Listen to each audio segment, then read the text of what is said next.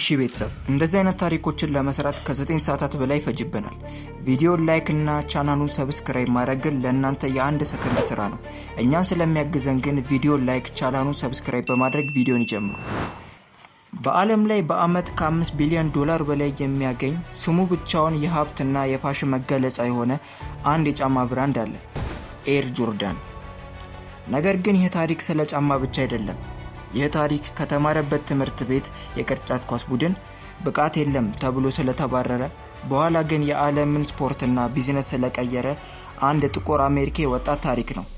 እሱም ማይክል ጆርዳን። ለመሆኑ ጆርዳን እንዴት ወደ ንጉስነት ተቀየረ? የጆርዳን ጫማስ እንዴት የዓለም ባህልን ሊቀይር ቻለ? ዛሬ እሱን እናያለን። ማይክል ጆርዳን በ1963 በብሩክሊን ኒውዮርክ ተወለደ። ከልጅነቱ ጀምሮ ተሸናፊ መሆን በፍጹም አይወድም ነበር። በትምህርት ቤት እያለ በቁመቱ ማነስ ምክንያት ለዋናው የቅርጫት ኳስ ቡድን ሳይመረጥ ቀረ። ብዙ ሰዎች በዚህ ተስፋ ሊቆርጡ ይችላሉ። ማይክል ግን የተለየ ነበር። ይህ ውድቅ መደረግ በውስጡ ትልቅ እሳት አነደደ። በየቀኑ ጠዋት 12 ሰዓት ላይ የተነሳ ልምምድ ማድረግ ጀመረ። ቁመቱም አደገ፣ ችሎታውም ጨመረ። በመጨረሻም ወደ ዩኒቨርሲቲ አምርቶ በ1982 ለሰሜን ካሮላይና ቡድን ወሳኝ የዋንጫ ማሸነፍ ነጥብ አስቆጠረ። በ1984 ደግሞ ወደ ታላቁ NBA በመግባት ከቺካጎ ቡልስ ጋር ተቀላቀለ። በቃ ከዚያ በኋላ ዓለም አዲስ ንጉስ አገኘች። ጆርዳን ወደ NBA ሲገባ ታላላቅ የጫማ ኩባንያዎች እሱን ለማስፈረም ይፎካከሩ ነበር። እሱ መጀመሪያ የፈለገው አዲዳስን ነበር።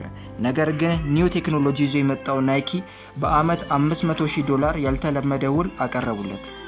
በ1985ም የመጀመሪያው ኤር ጆርዳን 1 ለገበያ ቀረበ። ነገር ግን አንድ ትልቅ ችግር ተፈጠረ።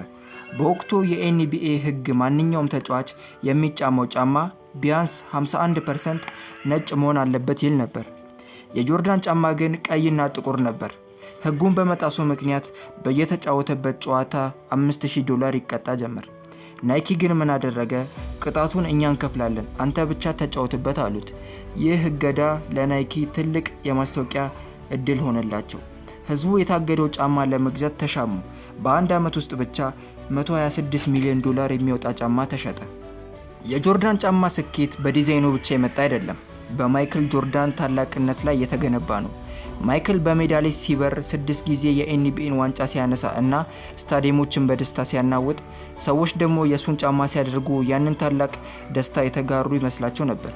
በ1997 የጆርዳን ብራንድ ከናይክ ስር ወጥቶ ራሱን የቻለ ኩባንያ ሆነ።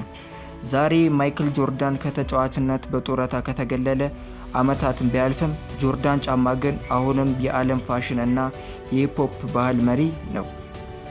የማይክል ጆርዳን ታሪክ የሚያስተምረን በመጀመሪያ ሰዎች አችልም ቢሉህም በጠንካራ ስራ ራስን ከቀየርክ የዓለም ንጉስ መሆን እንደምትችል ነው።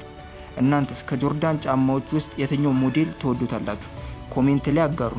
ቪዲዮ ከተመቻችሁ ላይክ እና ሰብስክራይብ ማድረግ እንዳትረሱ። በቀጣይ ቪዲዮ እስከምንገናኝ ቻው።